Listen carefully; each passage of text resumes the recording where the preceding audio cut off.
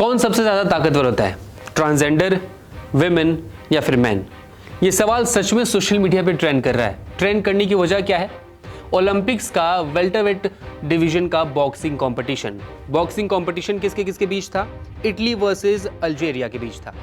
Italy की जो boxer हैं एंजिला कैरिन, वो 46 सेकंड के अंदर नॉकआउट हो गई और नॉकआउट होने के बाद उन्होंने आरोप लगा दिया अल्जीरिया के बॉक्सर ईमान खलीफ के ऊपर उन्होंने आरोप लगाया कि ये बॉक्सर विमेन नहीं है बल्कि एक ट्रांसजेंडर है या फिर मैन है, क्योंकि इनकी जो स्ट्रेंथ थी, इनकी जो मसल पावर थी, वो किसी आदमी से मिलती जुलती थी।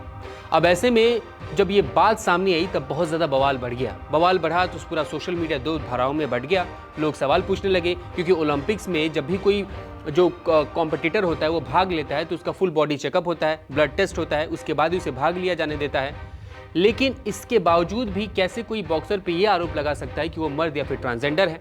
तब ऐसे में ओलंपिक्स कमेटी ने एक प्रेस कॉन्फ्रेंस की और उसमें उन्होंने बताया कि ये जो जितने भी दावे किए जा रहे हैं वो सब झूठे हैं, बल्कि ये जो दोनों बॉक्सर्स हैं वो इंटरनेशनल बॉक्सर्स रही हैं और अपने हमेशा ही कंट्री को रिप्रेजेंट करती रही हैं। अब ऐसे में जो दो धाराएं हैं वो बढ़ चुकी हैं। कुछ लोग ट्रांसजेंडर बता रहे हैं, कुछ लोग मेन बता रहे हैं, कुछ लोग विमेन बता रहे हैं, कुछ लोग बोल रहे हैं कि ये फाइट बहुत ज़्यादा फेयर था। लेकिन इसी के बीच सवाल ये भी हो रहा है कि क्या जो ट्रांसजेंडर है वो मैन की बराबरी कर सकती है? क्या जो विमेन है उसका जो स्ट्रेंथ है, उसका जो टेस्टोस्टेरोन है वो मेन के बराबर आ सकता है? क्या ट्रांसजेंडर के टेस्टोस्टेरोन मेन के बराबर आ सकता है? या फिर क्या कोई ऐसी महिला हो सकती है जिसके अंदर कुछ ऐसा हो, या फिर कोई इंजेक्शन हो, या फिर कुछ ऐसी बात हो, कुछ यूनिक हो जिसके अंदर टेस्टोस्टेरोन आदमियों की जितना आ जाए कि उसका मसल पावर, उसकी ताकत एक मर्द जितना हो जाए? अब ऐसे में कौन सबसे ज़्यादा ताकतवर है, इसके बारे में आज हम जानेंगे। हमने एक्सपर्ट से बात की है, वो आपको बहुत अच्छे से, बहुत ही सरल भाषा में समझाने की कोशिश करेंगे कि कौन सबसे ज़्यादा ताकतवर होता है और ये जो ताकत है वो कैसे बढ़ती है। हमने बात की थी एम्स के डॉक्टर राजेश खटगवाल से। उन्होंने बताया कि कौन सबसे ज़्यादा ताकतवर है। आप डॉक्टर साहब को सुनिए। पेरिस ओलंपिक में एक ऐसी घटना सामने आई है जिसको लेकर के उत्सुकता बनी हुई है कि बॉक्सिंग में एक महिला दूसरी महिला के साथ खेल रही थी या फिर एक पुरुष एक महिला के साथ बॉक्सिंग कर रहा था। इसको लेकर बहुत सारे सवाल मन में हैं और इसी को समझने के लिए इस वक्त मैं एम्स में मौजूद हूं और मेरे साथ हैं senior professor doctor Rajesh Khadgawat, जो कि डिपार्टमेंट ऑफ एंडोक्राइनोलॉजी में इस वक्त कार्यरत हैं। आइए सीधे उनसे बात करते हैं। सर, बहुत बहुत स्वागत है न्यूज 24 पर। और सर, जिस तरीके की ये पूरी घटना सामने आई है उसमें सवाल सबके जहन में ये है कि आखिर कोई महिला थी या पुरुष था, क्योंकि हार्मोन को लेकर सवाल हुआ कि टेस्टोस्टेरोन एक महिला में ज्यादा था, तो क्या वो पुरुष था? तो मुझे यहाँ ये आपसे समझना है कि एक व्यक्ति में अगर टेस्टोस्टेरोन बढ़ता है या टेस्टोस्टेरोन मौजूद है तो वो महिला है या पुरुष है, और महिलाओं और पुरुषों में कौन कौन से हार्मोन जिम्मेदार होते हैं? महिलाओं में और पुरुष में सारे हार्मोन अधिकतर बराबर होते हैं, लेकिन दो हार्मोन है कि जो दोनों में बिल्कुल डिफरेंट होते हैं। पुरुषों में एंड्रोजन, जिसका मुख्य हार्मोन है टेस्टोस्टेरोन लेवल बहुत हाई होता है।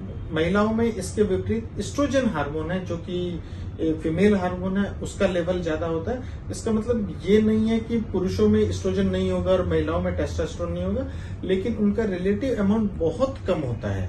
जैसे पुरुषों में है तो टेस्टोस्टेरोन 80% टेस्टोस्टेरोन टेस्टिस से आता है, और महिलाओं में अधिकतर जो एस्ट्रोजन है वो ओवरीज से आता है। अब जो थोड़ा सा टेस्टोस्टेरोन महिलाओं में होता है वो एड्रिनल ग्लैंड से आता है, और पुरुषों में जो थोड़ा सा एस्ट्रोजन है वो भी वहीं से आता है। सो इसलिए बिल्कुल जीरो नहीं होता है, लेकिन जो मेन हार्मोन है जो दोनों में महिला और पुरुष का डिफरेंस करता है वो टेस्टोस्टेरोन है, और महिलाओं को जो महिला बनाता है वो हार्मोन एस्ट्रोजन है। जी, क्योंकि इस खेल में, बॉक्सिंग में, जो दूसरी महिला थी उन्होंने ये कहा कि ये कोई फीमेल नहीं हो सकता, क्योंकि जिस तरीके से मुक्के चल रहे थे 46 सेकंड में वो मैच जीत गई। तो क्या टेस्टोस्टेरोन के बढ़ने से किस तरीके की शारीरिक चेंजेस होते हैं, और वो चेंजेस क्या विजिबल होते हैं या नहीं होते हैं? महिलाओं में अगर सीरम टेस्टोस्टेरोन लेवल बढ़ता है, जो कि किसी भी कारण से बढ़ सकता है, या महिला बाहर से टेस्टोस्टेरोन ले रही है, सो उसमें कुछ डेवलपमेंट ऐसे धीरे धीरे होने शुरू होते हैं जिससे महिला का पुरुष के फीचर्स डेवलप होते हैं, जैसे कि चेहरे पे बाल आना, दाढ़ी मूंछ का आना, उनके अगर पीरियड्स आ रहे हैं तो पीरियड्स इससे रुक जाते हैं, उनकी मसल्स का डेवलपमेंट, मसल्स स्ट्रांग हो जाती है, बोन्स मजबूत हो जाते हैं। तो इस तरह के चेंजेस हैं जो महिलाओं में शुरू हो सकते हैं। इसके अलावा और कई भी चेंजेस हैं, मुख्य तौर पे ये चेंजेस जो महिलाओं में हो सकते हैं क्योंकि इससे टेस्टोस्टेरोन से मसल डेवलपमेंट बढ़ता है, तो ये हो सकता है कि उनकी मसल पावर, जो भी टेस्टोस्टेरोन ले रहे हैं, मसल पावर ज्यादा बढ़ जाए। क्या ऐसी महिलाओं में जिनका टेस्टोस्टेरोन बढ़ा हुआ है, क्या वो ट्रांसजेंडर के कैटेगरी में आते हैं? और अगर वो नहीं आते हैं तो ट्रांसजेंडर और ऐसे महिलाओं में क्या फर्क होता है? ट्रांसजेंडर और महिलाओं में टेस्टोस्टेरोन बढ़ना दोनों बिल्कुल अलग अलग एरिया हैं।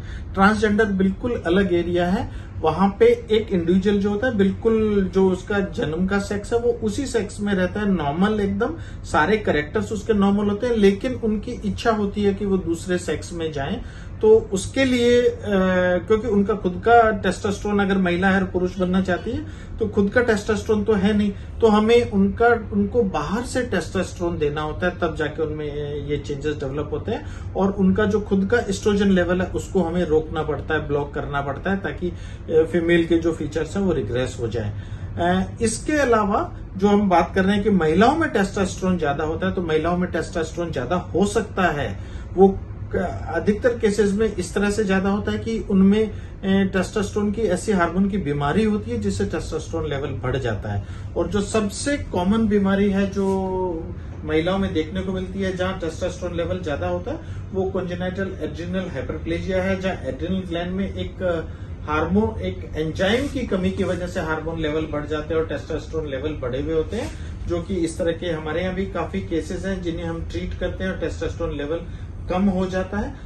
और भी कई हार्मोन की बीमारियां हैं जिनमें टेस्टोस्टेरोन लेवल ज्यादा होता है, या कई बार बॉडी में ऐसा ट्यूमर हो जाता है कि जो कि ओवरी का ट्यूमर है, एड्रिनल ग्लैंड का ट्यूमर है, वो एकदम से टेस्टोस्टेरोन लेवल बढ़ाना शुरू करता है, तो उसकी वजह से भी टेस्टोस्टेरोन लेवल ज्यादा हो सकते हैं। सर, ऐसे खेलों में जो देखा गया है, जिसको लेकर विवाद हो गया है, तो क्या ऐसे खिलाड़ियों पर पाबंदी है कि अगर उसके टेस्टोस्टेरोन बढ़े हुए हैं, मान लीजिए कि जेनेटिकली भी बढ़े हुए हैं, तो क्या मापदंड होता है? टेस्टोस्टेरोन लेवल के लिए महिलाओं में ज्यादा है, इसके लिए बिल्कुल क्लियर गाइडलाइन है जिसमें टेस्टोस्टेरोन लेवल मेजर होता है और एक लेवल तक बताया जाता है कि इस लेवल से अगर ज्यादा होगा तो इन पे ये रेस्ट्रिक्शन रहेंगे, और इस लेवल से अगर ज्यादा होगा तो बिल्कुल एज ए महिला पार्टिसिपेट नहीं कर सकती।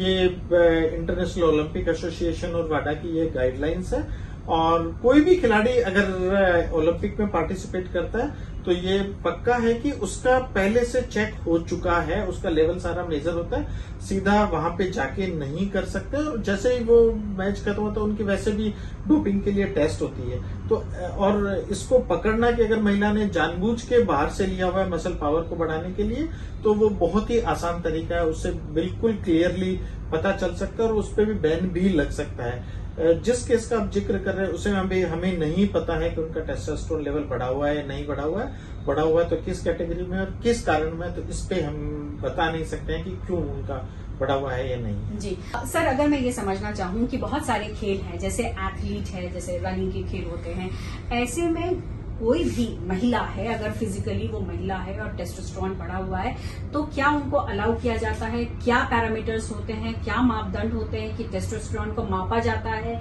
कि इस मार्क तक आप अलाउड हैं? इस तरीके की भी कोई चीजें होती हैं? हाँ बिल्कुल, इसमें क्लियर गाइडलाइंस बनी हुई है कि एक नॉर्मल महिला में अगर टेस्टोस्टेरोन की लिमिट डिसाइडेड है कि अगर इससे ज्यादा होगा तो आपको डिटेल एग्जामिनेशन में जाना पड़ेगा। और उसमें कुछ स्पोर्ट्स हैं जिनमें टेस्टोस्टेरोन अगर ज्यादा है तो उसमें अलाउड नहीं है, जैसे जो फास्ट रनिंग है, जैसे 100 मीटर, 200 मीटर है, 400 मीटर है, इनमें उनको अलाउड नहीं है। लेकिन मिडिल डिस्टेंस रेस है 800 या इससे ज्यादा, उसमें इनको अलाउ किया हुआ है, वो भी एक लेवल तक अलाउ किया हुआ है। और एक कट ऑफ से ऊपर अगर आपका लेवल है तो आपको फिर किसी भी स्पोर्ट्स में पार्टिसिपेट नहीं करने दिया जाता है। सो इस तरह की गाइडलाइंस है, और ये गाइडलाइंस बॉक्सिंग में है या नहीं है ये कहना मुश्किल है, ज्यादा इंटरनेशनल ओलंपिक एसोसिएशन और वाडा के पास इस तरह की जानकारी। एक सवाल ये भी बताए सर कि जैसा ये गेम था बॉक्सिंग का, इसमें जाहिर तौर पर आपने कहा कि बहुत सारी चेकिंग होती है, तमाम तरह के प्रोटोकॉल होते हैं, उसके बाद ही आपको अलाउ किया जाता है। क्या पॉसिबिलिटी है कि कोई व्यक्ति यानी मैं व्यक्ति इसलिए कह रही हूँ क्योंकि अभी फिलहाल इसको लेकर बहुत विवाद है। अगर वो महिला है, फिजिकल उसका अपीयरेंस महिला है, लेकिन उसके अंदर टेस्टोस्टेरोन की मात्रा बढ़ी हुई है जो कि मानक क्षमता से मारक क्षमता तक है उसकी, तो क्या उसको अलाउ कर सकते हैं एक महिला से गेम खेलने के लिए?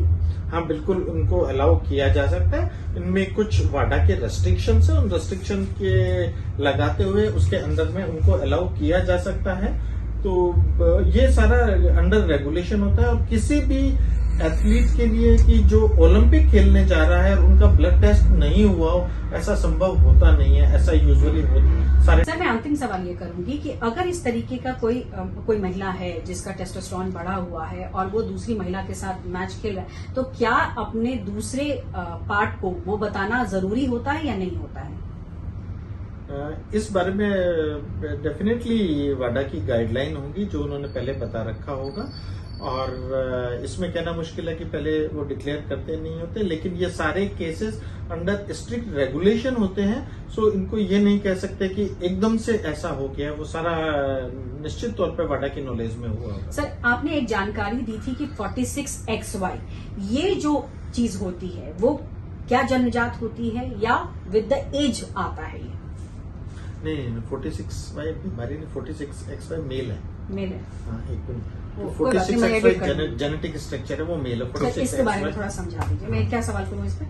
तो इसमें कि क्या ऐसा हो सकता है कि कोई महिला जो महिला की तरह से लड़ रही है उसमें इस तरह की प्रॉब्लम हो सकती है कि वो महिला नहीं हो, पुरुष हो? सर, ऐसी कोई संभावना है कि कोई महिला खेल रही है और उसका महिला की तरह सब कुछ है, लेकिन जब वो उसके एक्शंस होते हैं तो वो पुरुष की तरह होते हैं, वो संभव है क्या? ऐसा आमतौर पे नहीं होता है, लेकिन कुछ ऐसी हार्मोन की बीमारियां हैं जिसमें उनका जो जेनेटिक टाइप है 46XY है, यानी उनका स्टार्ट महिला आदमी की तरह से हुआ था, लेकिन हार्मोन की प्रॉब्लम होने की वजह से उन्होंने वो आदमी की तरह से नहीं रहे, उनका डेवलपमेंट महिला की तरह से हुआ था। ये एक बहुत ही अनकॉमन एंडोक्राइन प्रॉब्लम है जिसमें हार्मोन की वजह से ऐसा होता है। ऐसा संभव होता है, लेकिन इंटरनेशनल पूल पे ये सारी चीजें पहले ही पता चल जाती हैं क्योंकि उनके ब्लड में ऐसे हार्मोन के चेंज होते हैं जो आसानी से पता किए जा सकते हैं। सो इंटरनेशनल पूल तक पहुंचने के लिए उनको कई लेवल पे टेस्ट से गुजरना पड़ता है जहां ये प्रॉब्लम पहले ही पता चल जाती है। जी, अंतिम सवाल करूंगी, विश्व भर में और इंक्लूडिंग भारत ऐसे कितने केसेस होते हैं और ऐसे केसेस को लेकर के किस तरीके का एक्शन लिया गया है?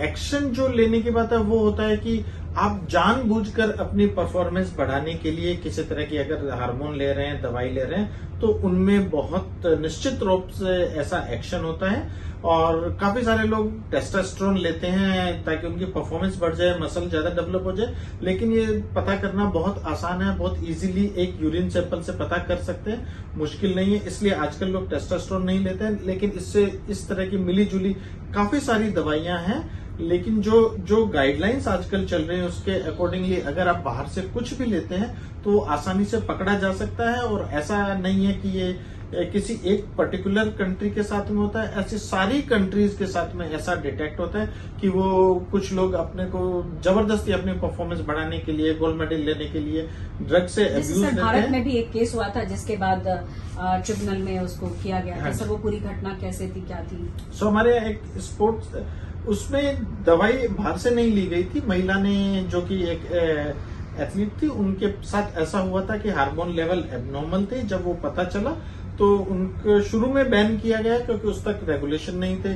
फिर बाद में पता चला कि यह हार्मोन की प्रॉब्लम की वजह से है, सो उन्होंने केस भी जीता और उसके बाद उन्होंने स्पोर्ट्स में पार्टिसिपेट भी किया है। चलिए, बहुत बहुत शुक्रिया सर, आपने बहुत बारीकी से हमें समझाया, हमारे दर्शकों को समझाया, जिसको लेकर के उत्सुकता बनी हुई है कि आखिर वो महिला है, पुरुष है या ट्रांसजेंडर है। तो यहाँ डॉक्टर खड़गावत ने बहुत ही लेमैन लैंग्वेज में कहें या इस तरीके से कहें कि बहुत कॉमन शब्दों में ये समझा दिया कि देखिए ये समस्या वर्ल्ड ओवर है, जेनेटिकली भी ये समस्या होती है और इसमें कोई छुपाने जैसी कोई बात नहीं होती है, किसी के साथ भी हो सकता है, वो महिला ही है, लेकिन टेस्टोस्टेरोन बढ़ने की वजह से उसके एक्शन जो है वो मेल की तरह दिखाई पड़ रहे हैं। कैमरा पर्सन संजय राहुल के साथ पल्लवी झा, दिल्ली न्यूज़ 24। नमस्कार, मैं हूं मानक गुप्ता। अगर आपको हमारा ये वीडियो पसंद आया हो तो इसे लाइक और शेयर जरूर करें, और हाँ, हमें सब्सक्राइब और फॉलो करना ना भूलें ताकि आप देश और दुनिया की कोई खबर मिस ना करें। तो जुड़े रहिए हमारे साथ और देखते रहिए न्यूज़ 24।